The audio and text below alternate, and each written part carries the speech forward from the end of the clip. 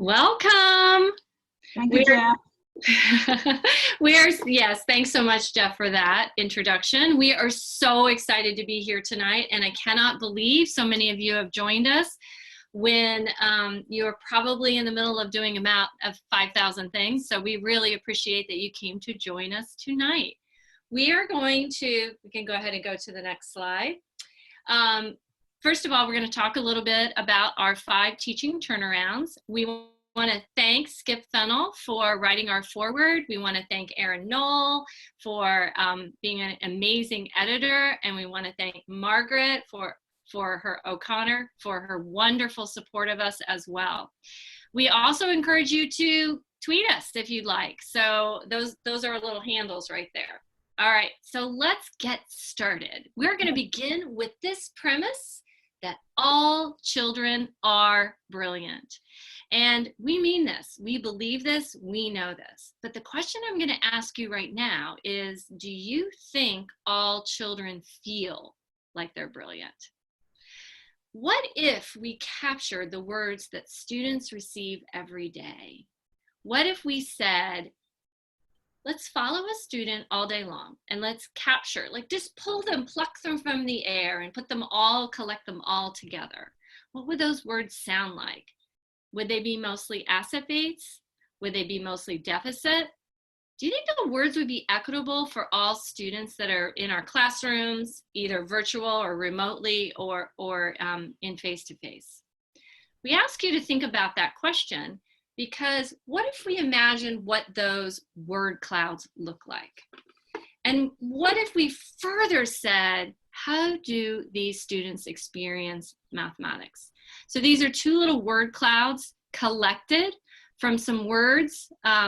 We'd ask some people to describe students who struggle and students who feel very confident in the ways that they're learning mathematics.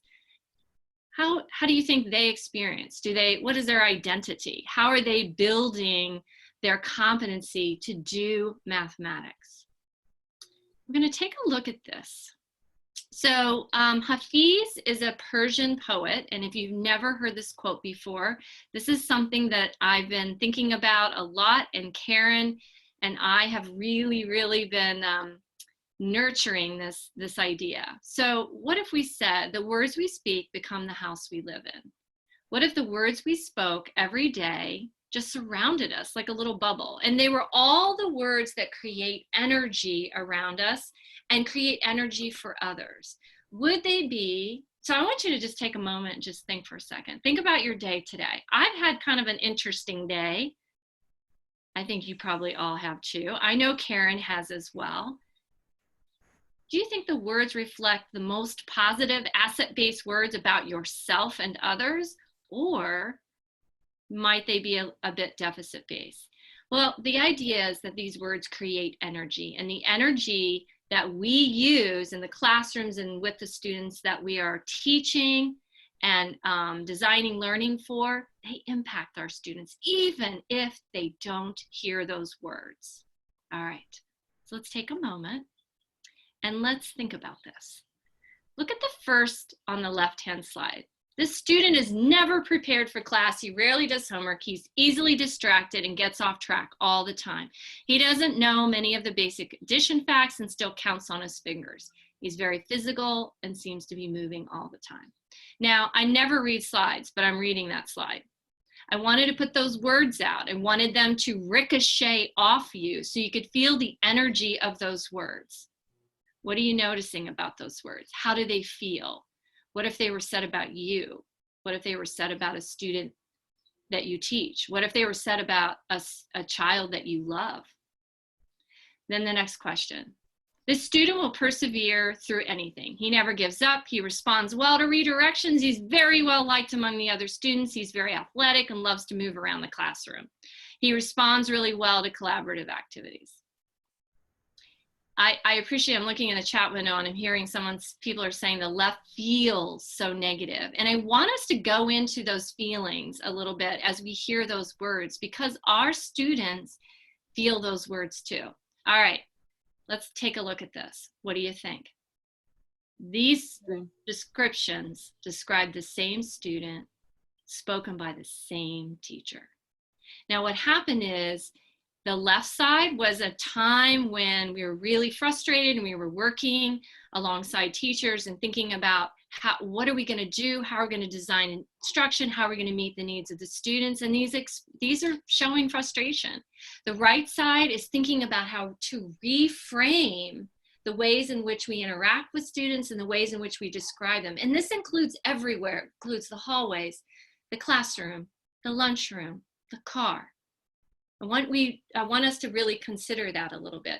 One of the things that we talk about is if I say something that's not so kind about a student outside in the hallway and then I walk in, that energy is still surrounding me. So I'm going to think about that asset base. So today we're going to help you do that. All right. Next up. There we go. One of the things we want you to do in the chat box right now is, how have you heard others describe learners who struggle? What are a couple of words or phrases? Could you pop them in the chat box for us, please? I want to hear what you've heard. All right, and everyone, if you could, take a look at some of the things that are coming through. Wow. Low, struggling, low babies, lazy. I don't know, they're going so fast, Karen, I can't read them all. Unengaged, unmotivated, slow learner, defiant, non-listener, babies, distracted, doesn't care, bad family, tries or I don't even want to be putting these words out into I know, this is painful. This is awful. Karen. All right, we've got to go. Okay. So, but here are some that we actually collected from teachers in a professional development. And these are some of the things that they heard, which are very similar to the kinds of things we're seeing fly by in this chat box right now. Lowies, holy mackerel, I've not heard that before. Wow. So what we're seeing here, of course, is, you know, some deficit language that we'd like to move away from.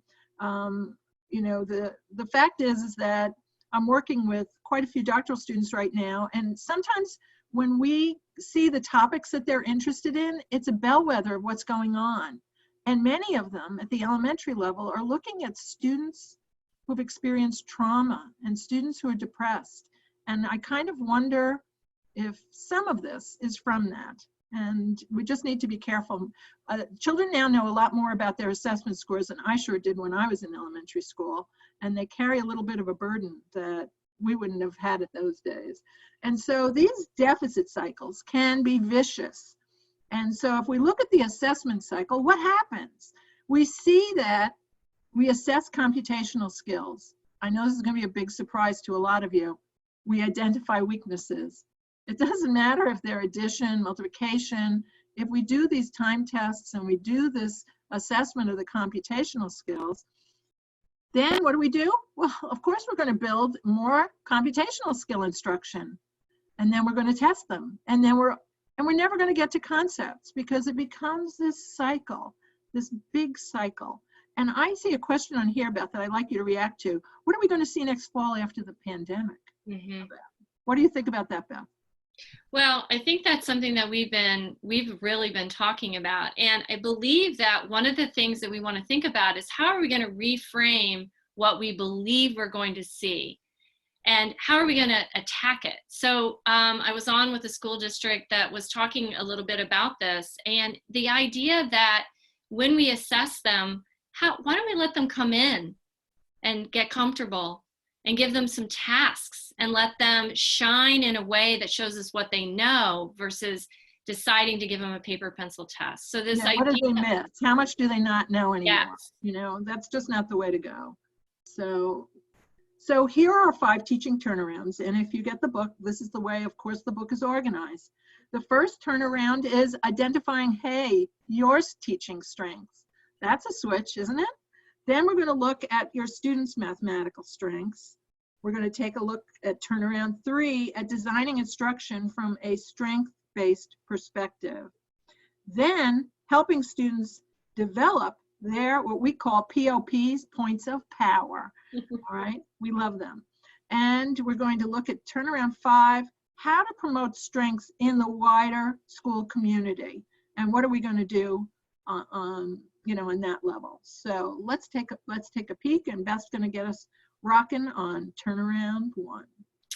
So first of all, it's Teacher Appreciation Week. So Karen and I want to show our gratitude and appreciation for all of the hard work that you are doing right now. I am in awe of you. Every single day, I look out into social media and reading articles, and I am blown away by the extraordinary measures that teachers are taking right now. You are strong. And so this turnaround begins with who you are and understanding your own strengths. Now, I am going to say we are not in a culture that sits around and celebrates teachers' strengths. We don't go around saying, Karen, you're so good at this. I mean, I do that with Karen. And she says, ah, pshaw. But that is the idea. Back at you, BK. That is the idea. So type in the chat window, go inside yourself. What are you good at? Tell us. And try to focus on the math part of you. Yes. The math part of you that is good. Where is that math part of you? Yes. Celebrate it. So let's hear it. And this idea of identifying your own teaching strength is the first step. Look at this. Vocabulary. Puzzles. Inquiry. Unreal.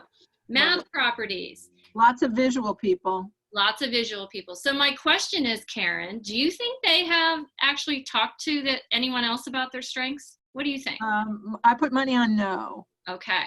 So that's the idea here is we cannot identify our students' strengths unless we take the time to identify our own strengths. It's a critical step in this process. So we're going to ask you. Someone's an expert on unpacking the standards. Oh my gosh. Oh, someone is? Call them up right now. I know. We need right now. I need their phone number right now. Actually, we need all of these people. Look at this beautiful list of strengths that we're seeing. So this is the first step in the turnaround, is sitting in yourself, taking that time, and also going to your colleagues and celebrating their strengths as well. All right. This, by the way, is a whole entire workshop, just doing that. So then the next thing we want to do is we got to do some more work. We have to think about what are our beliefs about our own students, and taking an honest, kind of an honest look at are some of those beliefs impacting the work that we're doing to design instruction, particularly around our students. So you can see a little action plan that is an example from some work that we did with teachers. And this is a very common belief, which is that my students in poverty can't get past it and I feel bad. And that results in low expectations. And this is actually revealed in the literature a lot. And it's so well-intentioned, isn't it, Karen? Yes. But this kind of stuff is what we have in the book too, to help you pull these kinds of components out of yourself. I mean, this is the kind of stuff you need to think first. And so I particularly like this action plan. Yeah, and it really is a really powerful experience. For sure. The next thing we can do is we can go to our students and we say, you know what? What do you think? What do you think? What do you think? I want a little feedback from you about how you feel in my classroom around mathematics learning. And when you look at these are some questions, some prompts that we wrote, and then we asked some teachers. Let's take a look. Find out what happened. These are two former students of mine who are unreal, amazing teachers in a good way. So this is the question, what do teachers do to help you feel encouraged? Look at Katie Madigan's 6th grade class. They make you feel comfortable, entertaining, interesting. I love this. Not a lot of reviews. Karen, can you believe that? Students don't like reviews.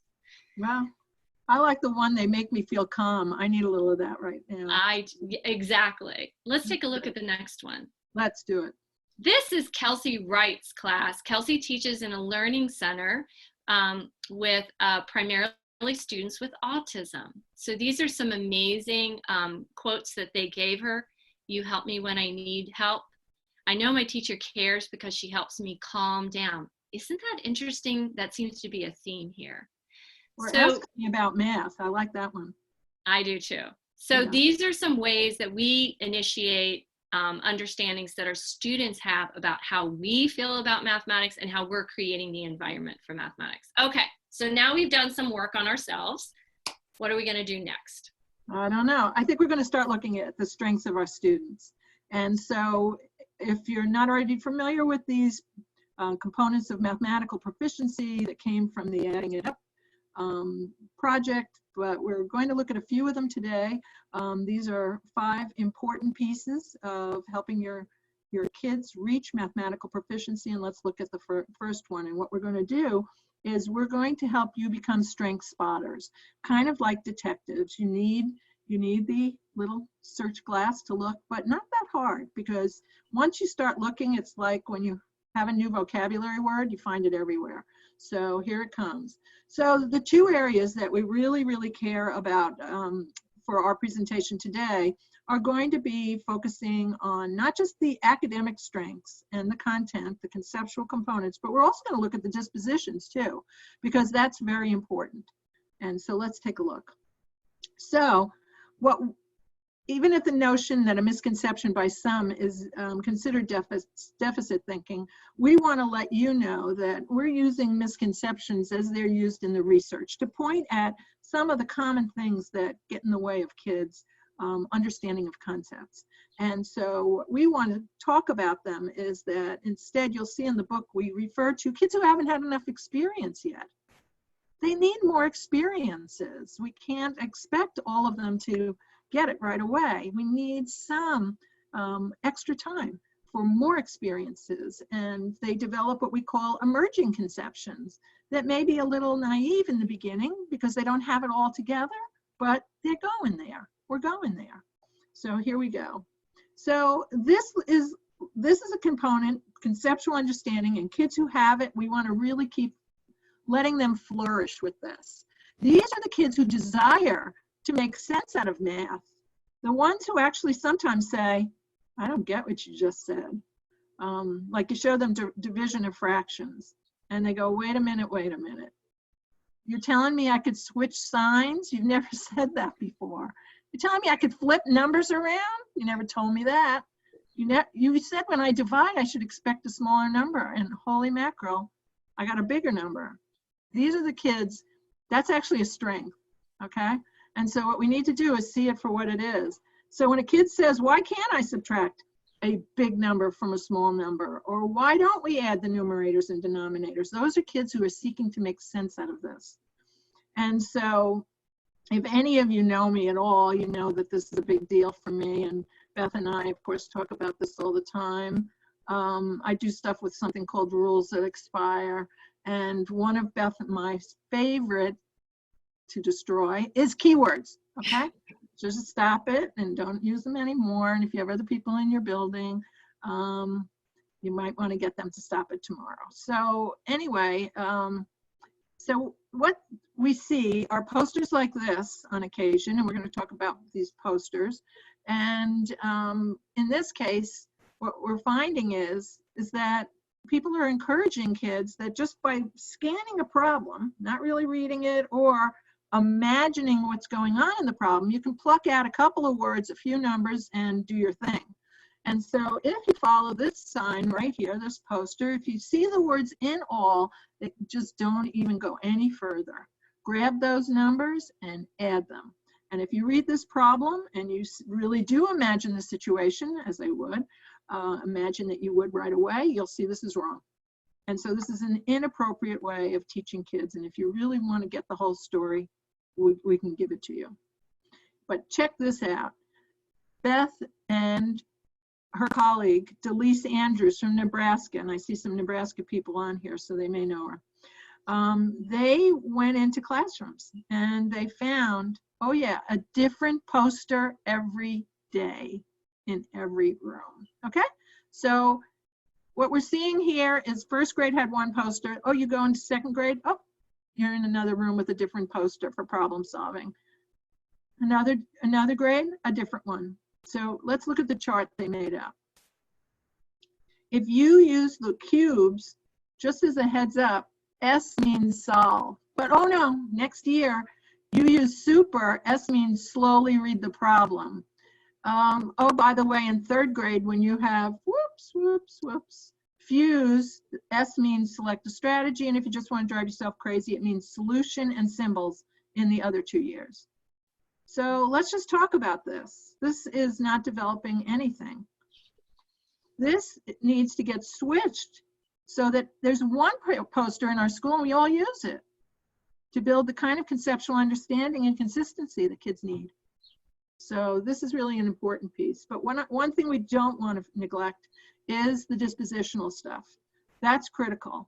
And a colleague of mine at Hopkins, Jonathan Plucker, who is an expert on gifted, we don't even call it gifted at Hopkins. We call it talent development. Think about that. And what he says is a lot of kids never make it to the strength stage because their behavior isn't always perfect. So let's take a look at that. So I want you to look at these two posters that one I've actually seen in a classroom, and it actually hurt my heart when someone I know was not always, let's just say, on fire. And so, but what about when we move to, instead of contacting parents when you're not doing well, we flip that around? Do you notice those differences? That we contact parents when you're doing great, when we can talk about your strengths and how you're working hard. And if you notice, both of these can be used for math, but for anything. But as Beth and I like to call it, we say the first line of look is looking for a kid who might be bored, distracted, and how we can bring them back. So the students have a responsibility in this as well. It's not just us. And so here are the dispositions that we're looking for in our students and looking for ways to develop them, where they learn how to show and explain their models and representations to the rest of the kids in the class. They ask permission before making a suggestion about someone's work, or they respectfully listen. And you can see the others here. And of course, these, are very important. But we're going to take another look at a different turnaround. Turnaround 3. Beth. So what's so amazing about strength spotting is that the students who view who's the most talented in mathematics as the person who has the most strengths, instead of look at you, your person, and what strengths do you hold in mathematics for your being, not against someone else. And so that's a particularly beautiful way that Karen just talked about. They're the kids that are always doing that, fighting for understanding, wanting understanding. The next one actually takes that and builds on it. So we're going to look at how can we build their strengths through our design of our instruction. All right, let's take a look. So there's a couple things that we can do. One is we give them tasks that give them multiple entry points that are very rich, and we allow students to be able to shine in their own way, whether or not it's making models. Let's go back to those teacher strengths, Karen. We saw visuals, we saw vocabulary, we saw different strengths that our teachers are bringing to the classroom. Those same strengths are being brought to from our students. So here's a couple ways. One is exploratory discourse, or Mandy Jansen's rough draft talk. I don't know anyone out there who's, when they're trying to explain something, they're thinking when it's emerging is super clear and super tight in the way they explain it. And children can be particularly wonderfully, all wonderfully mixed up in all kinds of ways as they're trying to get it all out. I love that, and I love the patience for that. So rough draft talk allows students to get through that and then build on it. Then we also could design parallel tasks. So I have the same task. Now, you may have heard this as tiered tasks, so some kids do more difficult work. That's not what we're talking about here. We're talking about two tasks that have two different contexts that appeal to different students, and they get to select them, much like they might go select a book in the media center that interests them. Now, what's beautiful about this, and we describe this in the book, everybody's doing their own task, they group together, they do the task, and then they come back, and you have this amazing closure, and you say, wait a second, this one was about basketball, and this one was about cooking. How are they the same? And so students begin to get that idea of generalizing the mathematics that they're learning and the problem solving, the solution pathways, the models, and all of that good stuff. So you can kind of see some questions and some think time that you might be able to have in here. The next task that you could do is something called math amendments. It's one of my favorite things to do, and that is we're solving a task, Kids are working in groups, we're having a wonderful time. And then I can see some groups are kind of getting stuck a little bit. Other groups are maybe think they're done and they're ready to go. So a math amendment is where you stop the whole class and you say, I would like a couple people to share some of the strategies that they're using. I don't want you to give the whole thing away. I just want you to talk a little bit about what you're doing. I need someone else to share some vocabulary that they're using to explain the way they're solving this problem. Have a few minutes of that, and guess what you get to do? You get to go and amend your solution pathway. What else do you want to add to it? So now you're building on the strengths of the students, but you're bridging those strengths to even more competency and more understanding. Okay, let's look at the next one.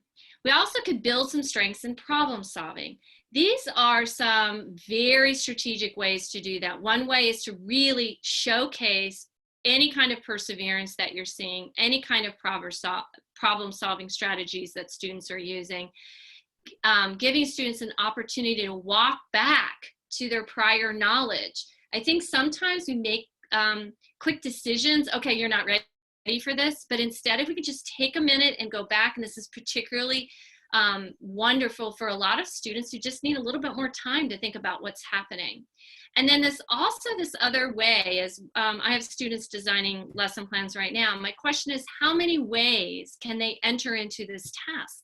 Because the more ways I offer, the more ways I'm going to be able to build on the strengths and problem solving that my students have. And the other thing is, not everybody wants to solve alone. Not everybody wants to solve with a group or a partner.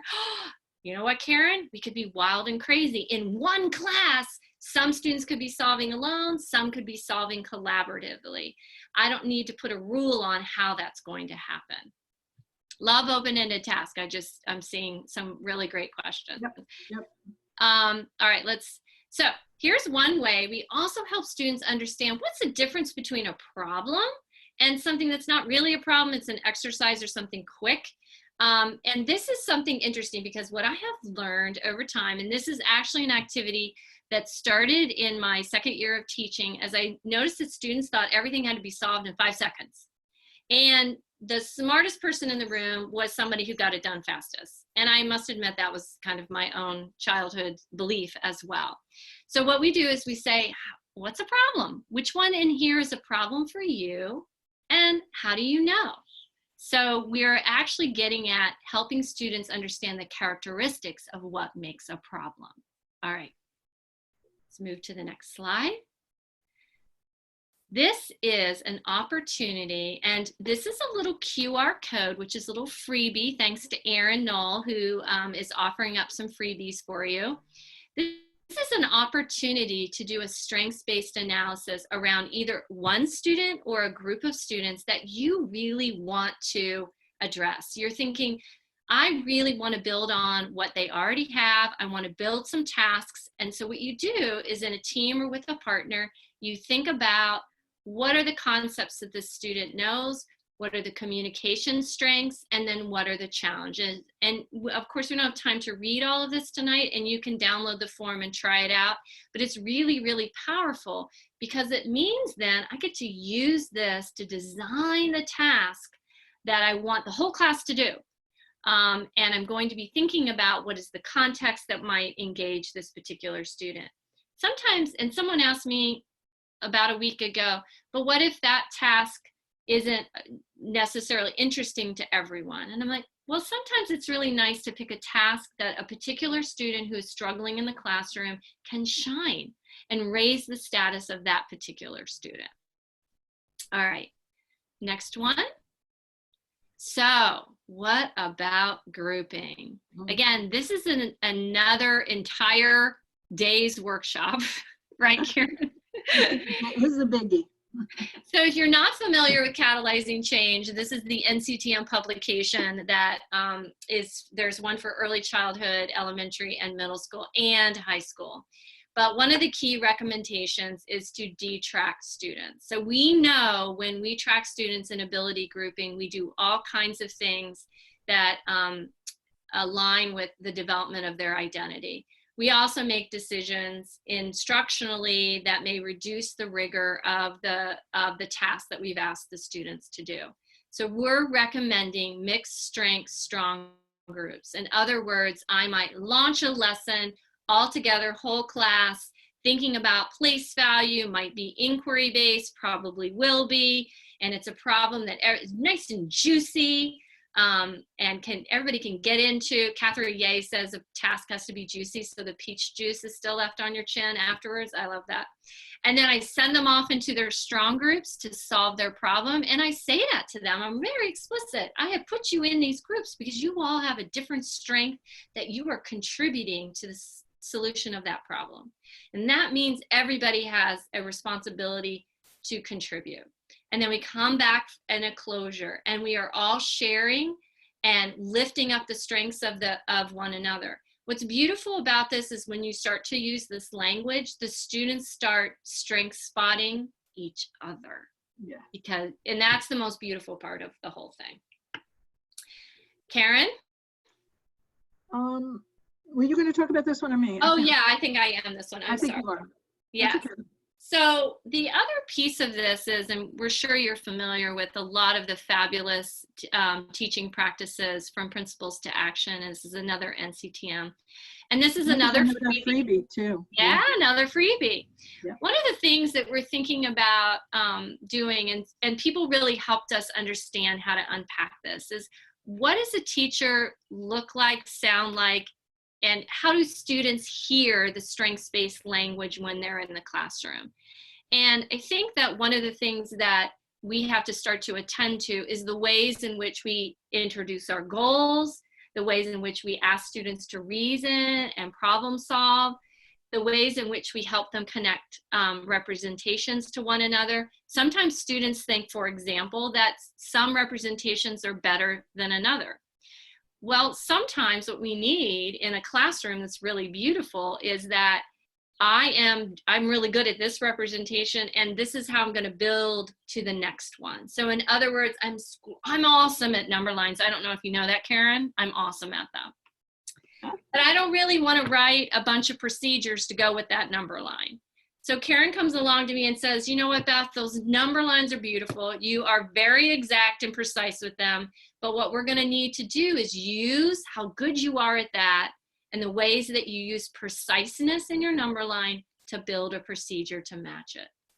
So those are the kinds of ways that we want to think about that. So this is a freebie, and you can take a look at it as well to kind of help you think, unpack, imagine, and also recognize how many of you are doing all of these amazing things. Already, yes. Already. We know that. This is just lifting it up.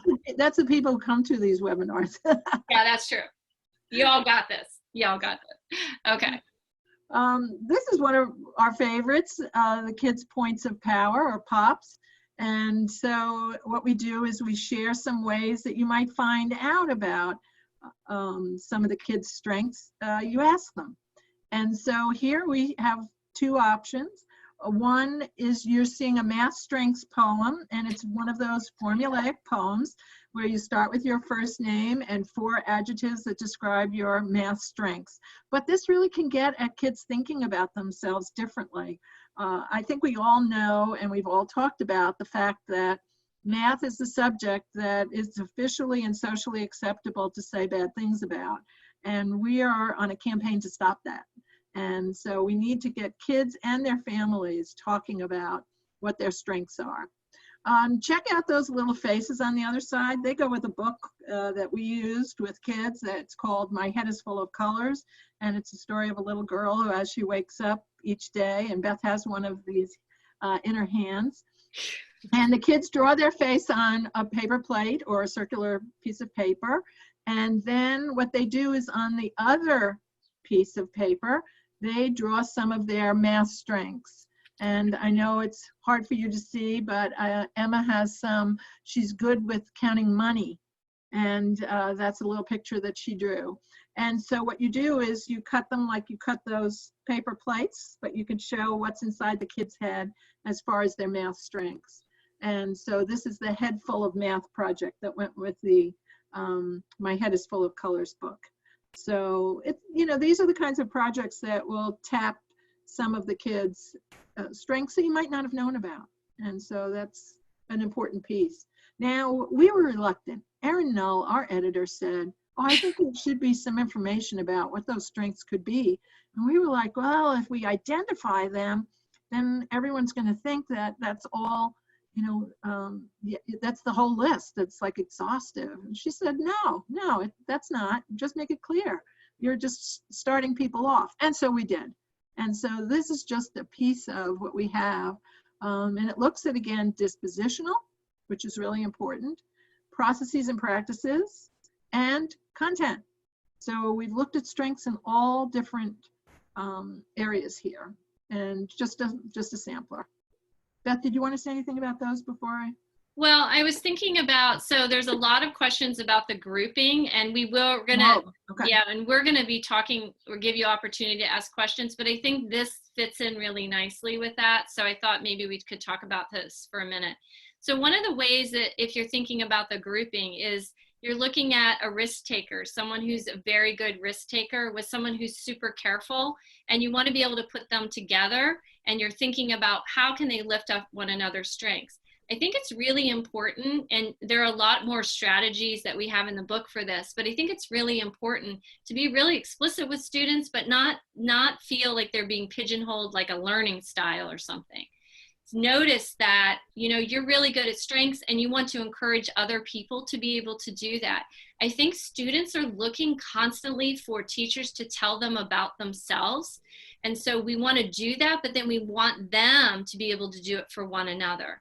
So that idea around supporting one another in these strong groups, this is a place to start with that. We also have some activities where students become the strong expert. So in other words, I am strong in this thing, fractions maybe, and students in the classroom can come to me and do that. Ask about it or get some support, or maybe I'm a good cheerleader. So those are the ways that we were thinking about that. All right. So one of the final turnaround is, of course, promoting strengths in the school community. And we mean writ large by that. Parents, the entire school system, and all the rest. And we even include letters that you could send home to a family to let them know what's going on and everything. So, and another freebie for you. Here we are. So here is that letter in case it's useful. And the kind of thing that we want is parents to be partners in this. And that's what's happened in a very big way. I'm homeschooling a grandchild every day in math, and he's had more math than he's ever had before. I'm a taskmaster, we'll just say, but anyway. But it's great to have parents as partners. There's just a lot of things happening with that that's important. But this kind of comprehensive math program that we're talking about is the kind that creates opportunities for kids to expand their strengths. And so this is the work of Kathy Seeley, who was also totally on board with, she's a former president of NCTM and has really taken a strong stance on supporting students' strengths and moving them forward by using the strengths rather than the deficits all the time. So when you return to your school or your setting, what of these turnarounds are you going to agree to use with your school? We're hoping you'd say all right? Whoop, whoop, whoop, back to that. What are ways you're going to try to spot strengths? What are the ways you're going to try to identify some kids that may have been overlooked? What can your tasks look like now that Beth described some of the best ways to design tasks with asset-based approaches in mind? What are your strengths? Back to you. And how can you use them to develop students' points of power? Many of you said concrete materials, visuals. Well, you're the perfect person to help kids to develop strengths in those areas. I call this the whole school agreement, where all of you agree, everybody across all grades, this is what we're doing, and how we're going to build from one class to the next. It goes back to those posters that Beth and Delise found in the classrooms. Everyone uses the same poster. Every kid sees the same thing every year. This is how you build strengths, is kids get familiar with a solid set of things developed across the entire building. Karen, can I say something really quickly? Please, please. So when I was thinking about this, return to school or returning to whatever we're going to return to, however it's going to look, I think that you all brought this up in the very beginning, was this notion that there's a lot of deficit language. In fact, I saw a discussion of this on one of the morning shows about, oh, they're going to have all these deficits and, oh, they're going to have all these gaps. But if we think about it in terms of, why don't we see where they are and who they are and how they've been impacted by this, and what strengths maybe they have developed as a result of this. For example, many of our students are so scheduled and they haven't had an opportunity to figure out what to do with the amount of time that they have had before. I think we might see some really interesting things in the classroom as a result of that. So what if we reframe the question to be, what will they be bringing from this experience that we can build on to teach, instruct, design instruction, and actually let them know that this experience, while has been very, very challenging, they've grown and learned a lot as a result of it. What if we reframed it that way? I think the whole country's in the same boat. We're not going to compare them to other fifth graders across the country. We're all in the same boat. So what if we looked at it in a little bit different way? I think the way that our students will take their cues from us. They will begin to approach it like, I'm so behind, I don't know this, I can just imagine, well, since you didn't learn this last year, this is what we're doing now. Completely different way that we could maybe reframe it and hold our little bit scared terror down, which we mean with best intentions in the world, to support our students and each other to be able to do this work. So thinking about it in that way. Two things, Beth. Someone asked online, where is that math strengths poem in the book? Page 134. Some people wanted to know, where are those little heads full of math? Page 190. Page 190. Jot that down. Karen just knows this. You can just ask her anything and she already knows where it is in the book. Right, Karen? I wish. We won't say my head is full of mush, but no, I'm only kidding. I saw several people saying, Karen, they would start the school year with these, and perfect. And someone asked, like, how can we, get kindergarten first graders, get them to draw those plates that we have, at least one, maybe more, that were done by a first grader in the beginning of the year, or actually it was done by a kindergartner last summer. So. Yeah. Drawing is a good way to pull that out. Yeah, look at those. They're adorable. So check this out. If any of you have the opportunity or interest in buying the book, Corwin has some free shipping and 20% off with this special code called, we like the word math in there, math ship. So keep that in mind. The other unbelievable thing, and we know you're not going to be interested in this, so don't even write the next thing down, but we're having a That's not strength space there. Go ahead. All right, I'm sorry. We've got 300 people online here. I'm terrified with the thought, but we're going to have a book study. It's starting May 13th, about 5 o'clock Eastern Standard Time, and we have a Google form, and we'll let you know about more information if you're interested. And so we will keep you posted on that. And we have shameless plugs. Oh, do we ever? And so there are 3 books from Corwin coming out called The Math Pact, and that's about how to build this whole school agreement across your school. And then Beth and I are working right now on doing math, engaging tasks for K-5 students at 3 different grade levels. And so we just are doing the shameless plug piece here. And that's a fake cover, so. That's a fake cover. Yeah. The other one's kind of a real cover. A real beautiful cover. So we want to know, we have an opportunity to talk about some questions, and I saw an amazing question that I'm just going to go ahead and identify, if that's okay, and that is, okay, so where do we start in the school year? When we go back, what are the conversations that we should be having? And I think this is an unreal opportunity to have these conversations around, what is it going to look like that our students are going to roll in the door, and instead of showing fear that they've missed so much, We're going to celebrate who they are right this moment, and take some time, and really through the whole grade levels, all the grade levels in whatever school you're in, thinking about what are we strategically going to do and commit to be able to build this up. And we need to be able to communicate it with the parents. So it could be around language, it could be around designing some tasks that students are going to do every single day, so we can say, look what you know, look what you know. And tell them some of these tasks are going to help kind of trigger it back from when you were in school last year. Sometimes it might connect to some things that you did while you were at home. Some of it, for some of you, it might be new.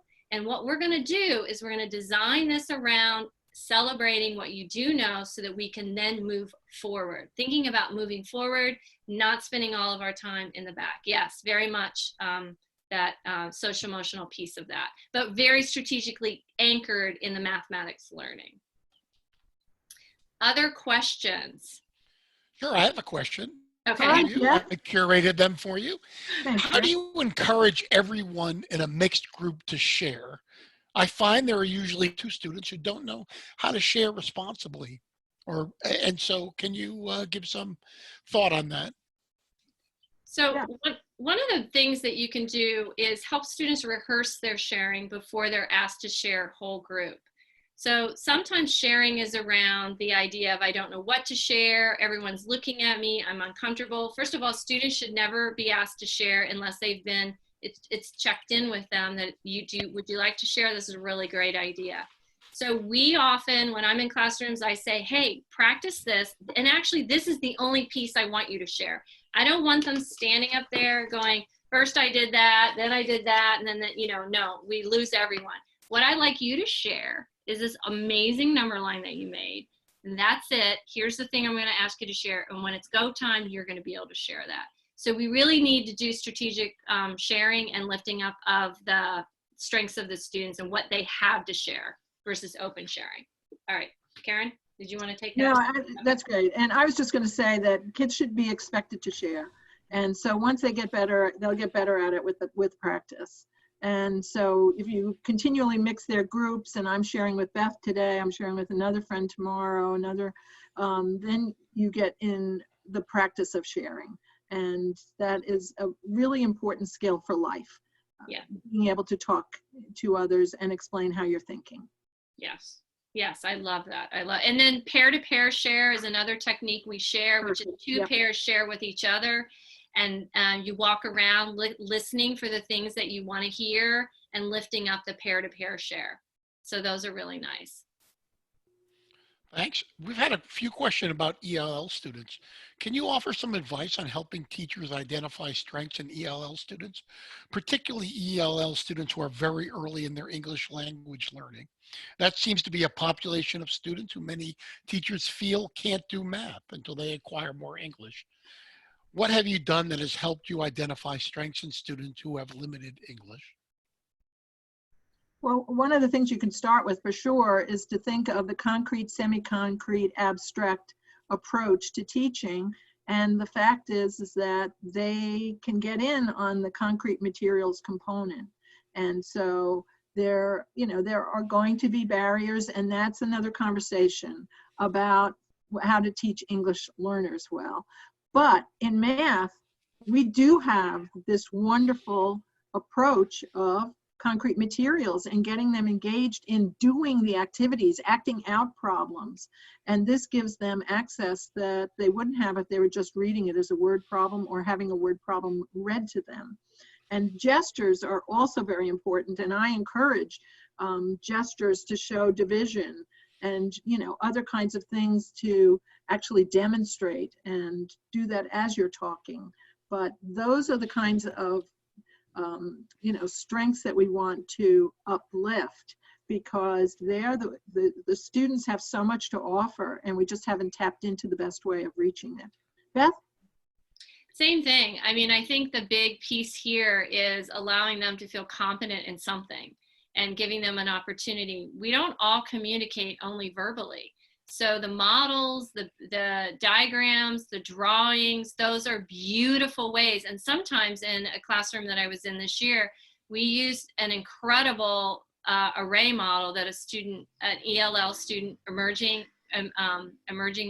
bilingual, and what he did was incredible. So what we had the rest of the class do was give language to what he had drawn and what he had represented.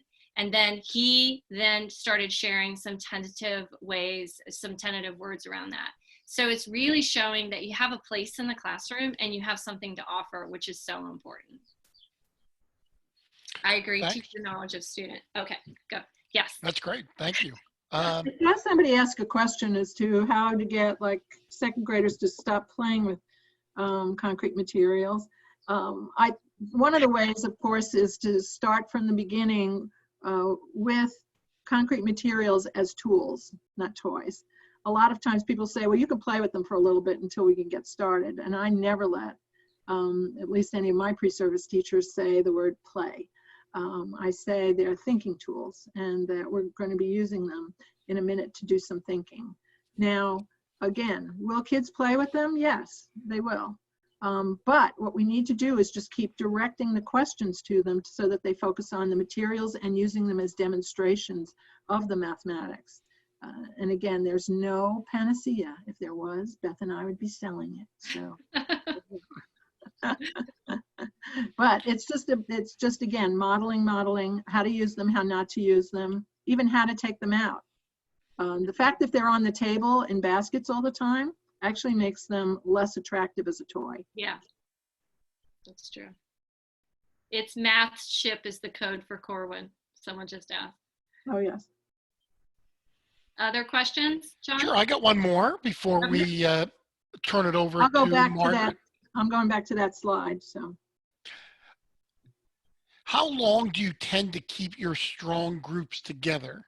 Oh. Is there a strategy for that? Several weeks, months, longer? How do you go about doing that and changing those over time? So that's a really great question. So in a particular school that I was working in, what we did is we set the strong groups for originally for like 2 weeks. But we found they were working so nicely together, and we even had the strong groups we do a lot of pair-to-pair, so group-to-group shares, so they get practice doing that. And we ended up keeping them almost a whole quarter, because what they were able to do then is starting to get into the groove of working together and how to work together, particularly groups of students who have not worked together collaboratively before and need to understand sort of the dynamics behind sharing and listening. Karen shared that listening poster. That poster was developed by a group of students and helping them understand what are the qualities of being a good listener and contributing and allowing someone else to share a really good idea. So we found longer, but I would say in the primary grades, I think we were doing them for about 3 weeks, and then we shifted it, because sometimes it just really depends on your class. But you don't want to be shifting them too much, because it just takes time to get to know one another and get strong at it. And also the other thing I want to say is sometimes when we first try these things, they may not work as well as we were hoping, but we shouldn't give up on that. Like really, we need to persevere through that and keep working on it. And I'm imagining as students are learning that these are the expectations and this is how it's going to roll, that they will start to feel much more comfortable in that environment doing that as well. John, can I just address this quick last question? Sure, please go ahead. What are some activities you do with teachers that think they don't have strengths in teaching math? And I saw that I think someone else asked that question. Oh my. This is why we start with the first teaching turnaround. Many teachers have they've had their own really difficult experiences.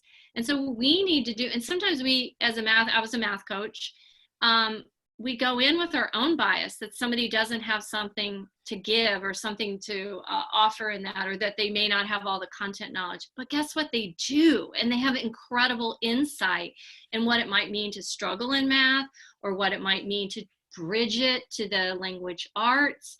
So for us, I would go straight to that activity, which says, what are your strengths? All you have to do is call upon a moment when it was all going well in a math classroom, and then unpack it just like an onion, peel it down and figure out what it is that made that lesson go so well. Because guess what? You were responsible for it. And what did you do? I have done this a lot. This started in my doctoral work, and students or teachers often cry. We do not celebrate each other enough. We are not celebrating what we bring to the classroom, and we need to take the time to do that. It is worth every moment of doing that. It's worth not holding back on that activity that you wanted to do on fractions, because this is the work that has to happen first in order for all other strengths work to continue. The other thing I do, and I know Beth does as well, with our pre-service teachers, the first night of class, everybody's like white knuckled. They're like, oh my gosh, I'm not going to make it through this semester. It's like my worst subject ever. And I just say, look, I'm going to show you some things, and you're going to say, how come nobody showed me that before? Mm-hmm. How come nobody told me that square numbers are called square numbers because they make a square array? I'm like, I don't know why they didn't tell you. But the reality is that once you start making sense out of stuff, they're like, this isn't my worst subject at all. I go, I know. And they are so excited about it. And they become like passionate math people. And so it's really opening doors for other teachers, if you're a coach, or if you're a colleague, or if you're a math ed professor, whomever. It doesn't matter. But the main thing is the door has to be open that I am a learner. I am a lifelong learner, and I am going to still learn new things. And I'm learning new stuff every day. So there is no end to it. And there's just new starts. Well, thank you. That's great. Terrific. Thanks, Beth and Karen. Sure. My pleasure, Jeff. I think we'll turn it over to Margaret now to discuss some marketing content and Thanks, to Jeff. report the winners. Yes, yes. Woo!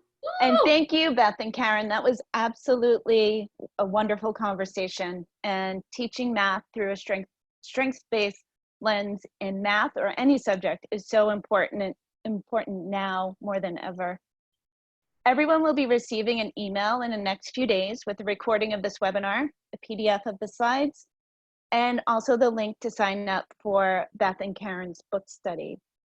Just a reminder, Beth and Karen's book, Strengths-Based Teaching and Learning in Mathematics, is available on Corwin.com with an everyday educator discount of 20%. There it is, and free shipping with the code MATHSHIP, and that's in all caps. So MATHSHIP, all caps. Or for immediate delivery, you can purchase the electronic version. Now for the 3 random winners of a copy of the book, we have Labria Kabrib, Carla Banmer, and Tanya Hangmeyer. And we will be in touch with you to get those out to you. Thank you everyone for participating in tonight's webinar. A big thank you once again to Beth and Karen, and happy Teacher Appreciation Week. Yes, happy week. And thank you for your great questions. They really drove some important points. Yeah. Thank you. Thank you all. Be well.